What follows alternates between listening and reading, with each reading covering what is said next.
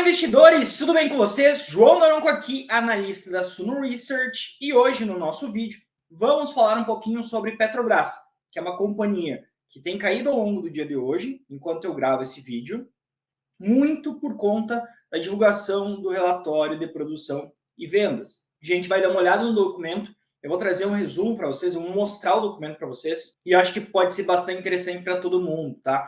Só antes de começar, quero convidar você a se inscrever no nosso canal, deixa um like nesse vídeo se você é acionista da Petrobras e não deixe de acompanhar os próximos vídeos do canal, que a gente traz muito conteúdo. Então, vamos lá para o vídeo.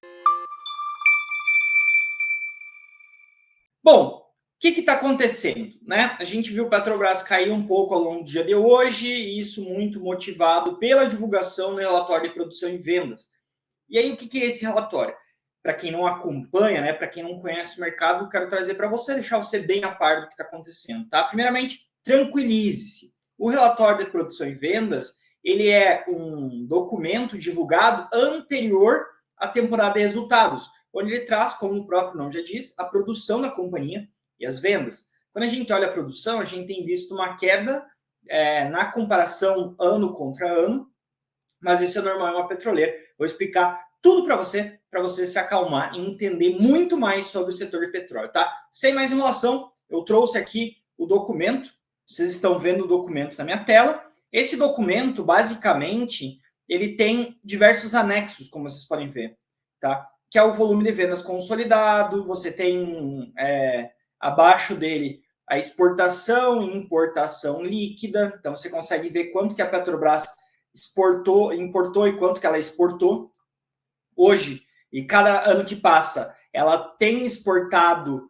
cada vez mais, então a exportação líquida dela aumenta, e isso é motivado tanto por uma redução na importação, quanto uma manutenção, né? E aí, quando a gente olha petróleo, um aumento do volume de petróleo exportado, tá? A gente tem alguns outros anexos, como é o caso de países para os quais o Brasil tem exportado, principalmente China e Europa, tá? Não muda muito, tem uma certa sazonalidade, mas não muda tanto assim de trimestre para o outro. E aí, quando a gente olha para os derivados, Singapura é o principal comprador. Geralmente, Singapura é o principal comprador, a gente tem Estados Unidos também como um bom comprador, tá? Mas, vamos lá. Começando, né? Primeiro aspecto que a gente olha quando nós buscamos um relatório desses é realmente a produção. E a Petrobras, ela produziu uma quantidade de 2,7 milhões de BOE. O que é um BOE, João? Vocês comentam tanto. Um BOE nada mais é do que um barril de óleo equivalente por dia. Então, a Petrobras produziu 2,7 milhões de barris de óleo equivalentes por dia ao longo de 2024, né, na média. Isso é um pouquinho inferior ao que a gente tinha no ano passado, que era basicamente 2,8. E aí, só que ainda assim ficou dentro do intervalo que eles estavam sugerindo lá no plano estratégico, tá? Por que da queda? Aqui a gente vai entender um pouquinho mais, tá? Quando a gente vai um pouquinho aqui para baixo, tem a produção da companhia, basicamente, tá? E quando a gente olha a produção, a gente vê que o pré-sal continua expandindo, tá? Saiu de 1,8 para 1,806 para 1,813. Então, a gente tem um aumento aqui de 0,4% no ano contra o outro, em pré-sal, enquanto terra e águas rasas caiu significativamente, e pós-sal também. Ambos caíram 30%, né? Por que disso, João? Basicamente, eu gosto de fazer uma ilustração quando eu estou falando de petróleo, que é o seguinte: imagina que um poço de petróleo é como se fosse um balão cheio, tá? Ele está cheio de gás, de óleo. Quando você perfura, o que ocorre, basicamente, é que você tem o óleo e o gás saindo por conta da pressão muito forte. O petróleo se forma em pressões bastante altas, por conta disso, que há petróleo em pré-sal, embaixo da terra, etc., né? Acho que isso todo mundo conhece.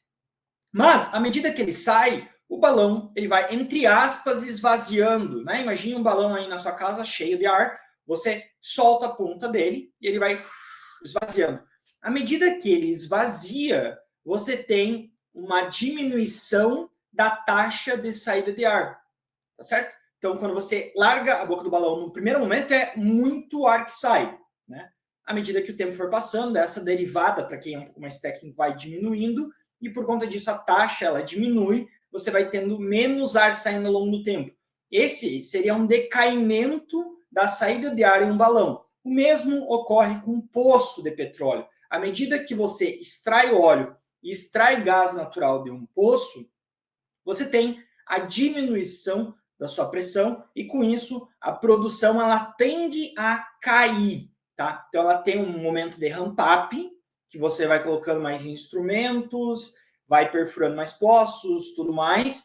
A partir dali tem uma estabilização, porque você consegue fazer alguns projetos de injeção de ar, de água, até injeção de gás, etc. Vai depender muito da tecnologia utilizada. E por fim, você tem um decaimento natural. Tá? É isso que tem impactado parte dos números da Petrobras, além de algumas questões operacionais, como aumento de manutenção, etc. Mas ainda assim, bom número, tá? Então, produção bem ok, a gente tem uma queda aqui, como mencionado, entretanto, essa queda não preocupa, tá? Já era esperado, e aí o principal detrator é o pós-sal profundo e ultraprofundo, tá? Do lado positivo, a gente tem aqui embaixo uma questão bem interessante, que é o maior patamar de produção total operado no pré-sal e maior patamar de produção total própria no pré-sal, tá? Por que isso é importante, João? Você tem um aumento gradativo ano após ano, o pré-sal ele tem margens mais interessantes e com isso a margem da companhia tende a ser maior, tá? Então o pré-sal ele tem uma qualidade maior na nossa visão, por conta disso é bom ele aumentar a sua representatividade. Ele aumenta a representatividade não só porque ele está crescendo, mas porque as demais estão decrescendo também. Produção, exploração, é isso, né? Quando a gente pega a parte de RTC, né, que basicamente nada mais é do que refinarias, a gente tem um resultado bem em linha do que a gente já estava esperando, tá? Quando a gente pega fator de utilização total do Parque Fabril da companhia, foi de 93%, é o maior patamar desde 2014. O que eu leio, o que eu entendo quando eu leio isso, né? Basicamente, é motivo da eficiência operacional da Petrobras ter aumentado tri após tri, ano após ano, desde 2014, por conta de tudo aquilo que aconteceu, de Operação Lava Jato, etc. O segundo ponto que eu queria mencionar aqui é o seguinte: eles têm 70% da participação do óleo do pré-sal, tá? Na carga processada. Então, há espaço para expandir. À medida que isso vai expandindo, esse 70%, a margem também tende a ser menor, porque o óleo do pré-sal tem uma qualidade superior. Eu não vou tratar muito sobre isso, destilação fracionada, quais são as partes do petróleo, etc. Se você tiver interesse, pode procurar no meu Instagram, @joão.daron. A gente já soltou algumas threads sobre isso, tá? Mas se você tem interesse em se aprofundar um pouco mais sobre a companhia, fica aí o convite, certo? E aí, só para terminar essa parte, eu queria dar uma olhadinha aqui na tabela, né? Porque as pessoas muitas vezes não conseguem compreender muito bem a tabela. Tabela, basicamente, embaixo, a gente tem a produção, em cima, as vendas no mercado interno, tá? Quando a gente olha essa tabela, tem algumas coisas que chamam atenção. Por exemplo, você tem um aumento significativo do volume vendido de gasolina do terceiro tri para o quarto tri, né? Um aumento aí de 9%. Certo? Isso acontece porque as pessoas viajam mais no final do ano, então há uma sazonalidade. No ano, teve uma queda no volume vendido de gasolinas, uma queda menor no volume de diesel, mas querosene de aviação tem ido muito bem. Então você tem um aumento de quase 6% em querosene de aviação quando a gente está falando em vendas. Tá? Muito bem. Então a companhia ela tem conseguido manter, de certa forma, os seus níveis de venda. Os preços eles subiram de um ano para o outro, muito por conta do dólar. Se a gente for pegar o dólar médio, etc., você vê um aumento nos preços. Isso deve ser bem positivo para os resultados e compensar essa perda. Tá? E aí, novamente, aqui nessa tabela a gente tem basicamente qual que é o percentual de óleo processado no pré-sal, saiu de 66 para 70, além de uma utilização do Parque Fabril que subiu 1 ponto percentual. Tá? No mais, eu acho que são resultados bem em linha com o que a gente estava esperando. E aí, se você é assinante da Suno, você recebeu esse resumo e muito mais a nossa recomendação, como que não foi nosso viés para a companhia, lá no Suno Minuto. Se você não é, eu conversei com a equipe internamente para liberar um desconto do Suno Premium com 30% de desconto. É um desconto muito especial. Então, aproveita, corre lá, dá uma olhada nas carteiras recomendadas, dá uma olhada no Suno Minuto, que basicamente é relatórios que a gente divulga em um sistema de feed de notícias, como se fosse uma rede social, para você olhar lá, tá certo? Então é isso, pessoal. Queria agradecer mais uma vez a participação de todos. Se você acompanhou esse vídeo até o final, deixa um like, isso ajuda muito o vídeo a chegar a mais pessoas. Eu vejo que há muita histeria no mercado por conta da Petrobras e, na minha visão, não é para tudo isso. Tá? O resultado da companhia segue bastante sólido, bastante seguro, tem crescido ao longo do tempo. Claro, existem alguns pontos que a gente tem que acompanhar na divulgação de resultados, mas, novamente, veio bem em linha com as nossas expectativas. Não deixe de se inscrever no canal